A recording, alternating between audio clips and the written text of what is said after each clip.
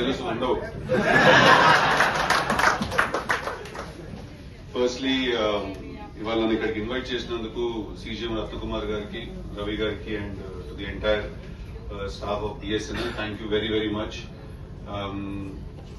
BSNL ఎప్పుడూ special గానే ఉండిపోతుంది లైఫ్ లో నాకు. ఎందుకంటే మా ఫాదర్ ఆల్మోస్ట్ 38 ఇయర్స్ 38 ఇయర్స్ పనిచేశారు, close to 40 years, not a joke.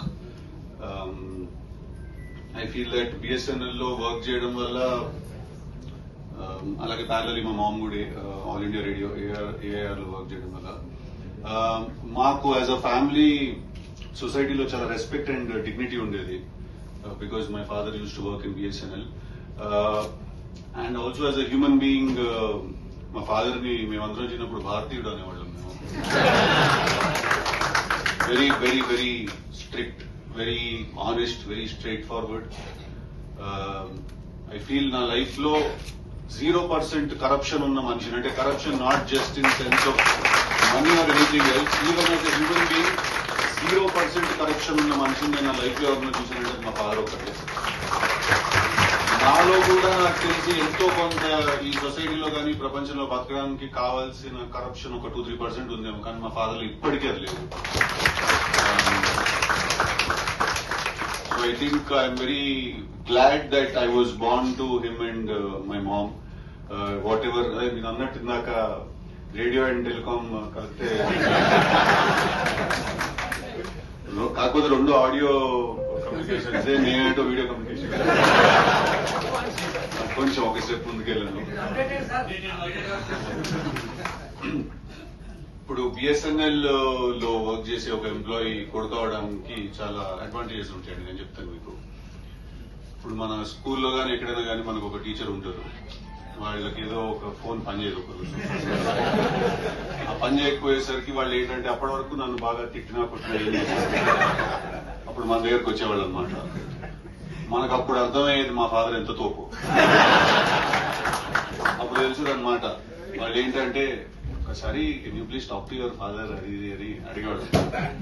So ఎవరింట్లో ఏదైనా ప్రాబ్లమ్స్ వచ్చినా కూడా, ఫోన్లో ఏదైనా పని చేయకపోయినా కూడా నేను నా దగ్గరికి వాళ్ళందరూ వచ్చేవాళ్ళు అనమాట. కాకపోతే వాళ్ళకి ఇంట్లో సిచ్యువేషన్ తెలియదు మా ఫాదర్ వాళ్ళకి. డాడీ ఇట్లా ఒక చిన్నది ఏదో ఉంది అంటే, అకార్డింగ్ టు రూల్స్ వాళ్ళు అప్లై చేస్తే చెప్పేవాళ్ళు. ఎక్కడో అక్కడ ఎంతో కొంత పాపం నా కోసం చాలా రేర్ గా బెండ్ చేసేవాళ్ళు అనమాట. అది కూడా అస్సలు ఇష్టం లేకుండా చేసేవాళ్ళు.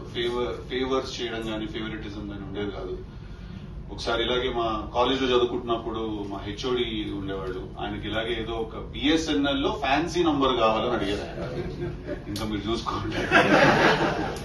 దానికి నేను మా నాన్న కాళ్ళ వేళ పడి just direct him to the right person. ఎవరైతే చేయగలుగుతారో పని వాళ్ళ వైపు డైరెక్ట్ చేయండి అంటే father gave him some contact.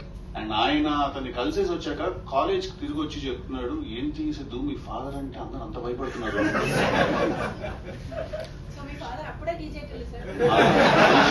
Original.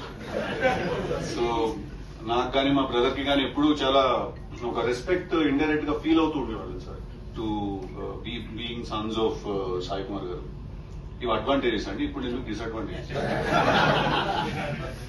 నేను నాకు తెలిసి 7th క్లాస్ లో ఉన్నాను కూడా. అప్పుడు నా బెస్ట్ ఫ్రెండ్ ఉండేవాడు ప్రసాద్ అని, వాడు అమీర్పేటలో ఉండేవాడు.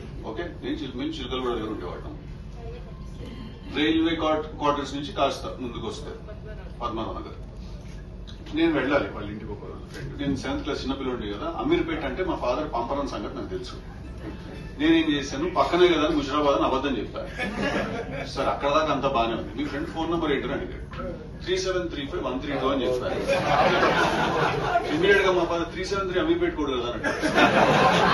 ఆ విషయం మనకు తెలియదు,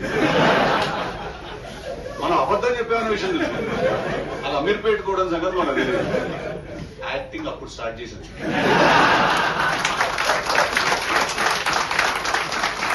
అవునా, అమీర్పేట అదేంటి వాడు ముషిరాబాద్ అని చెప్పాడే అంటే, మా డాడీ బిడ్డ చాలా చూసాం కూర్చోవాలి. అట్లాగే స్కూల్ నుంచి ఎవరైనా మ్యాథ్స్ లో మనం ఎప్పుడు ఫెయిల్ అనమాట. ఇప్పుడు లెక్కల్లో ఎడ్జ్ మీద ఉండేవాళ్ళం ఇప్పుడు అంటే పాస్ అవడానికి ఎంత అవసరం ఎగ్జాక్ట్లీ అంతే వచ్చేది.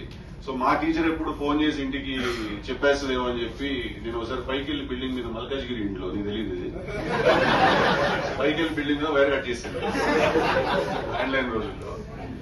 ఇతను ఎవరో వచ్చారు ఫిక్స్ చేయడానికి వచ్చి ఎవడో పోసినట్టే ఉంది సార్ ఇట్లాంటి డిసడ్వాంటేజెస్ కూడా చాలా ఉండేవి. But I think on a more serious note I feel that మా ఫాదర్ ఒక 38 years కెరియర్ లో మా ఫాదర్ కున్న డిసిప్లిన్ గానీ ఆనెస్టీ గానీ అవన్నీ కూడా ఎక్కడో నేను ఇంబైబ్ చేసుకున్నాను through his genes. So thank you for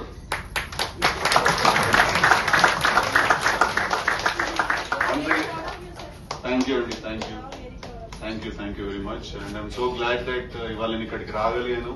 BSNL Formation Day 25th Silver Jubilee celebrations ki I'm so glad I can be here. I think BSNL will always remain that one network that is consistently there in every nook and corner of the country. I think that ekkado oka chinna proud moment that ఏది పని చేసినా పని చేయకపోయినా ఎక్కడికి వెళ్ళినా BSNL మాత్రం పని చేస్తుంది. Consistently concentrating on substance and how to provide a great network and first connection and communication to the entire country. And I think Father Chepnattu, Narendra Modi garu also Swadeshi 4G ni inaugurate cheyadam jarigindi. So I think it's the hard work of everyone who is here and through Telangana, through Andhra Pradesh and through the country as a big network. Thank you again, CGM Gariki, Ratnakumar Gariki and the entire staff for having me here. Thank you. All the very best. Andarki happy Dasara. Andarki happy Diwali. ఇక్కడ దాకా వచ్చాను కాబట్టి promotion ఉంటుంది blood లోపల కొంచెం నేను చేయలేను. October 17th కి తెలుసు కదా అన్న సినిమా రిలీజ్ అవుతుంది. డెఫినెట్లీ చాలా చాలా చాలా ఎంటర్టైన్ చేస్తుంది మిమ్మల్ని సినిమా. నాకు నమ్మకం ఉంది ఆ సినిమా మీద. Please watch it with your families.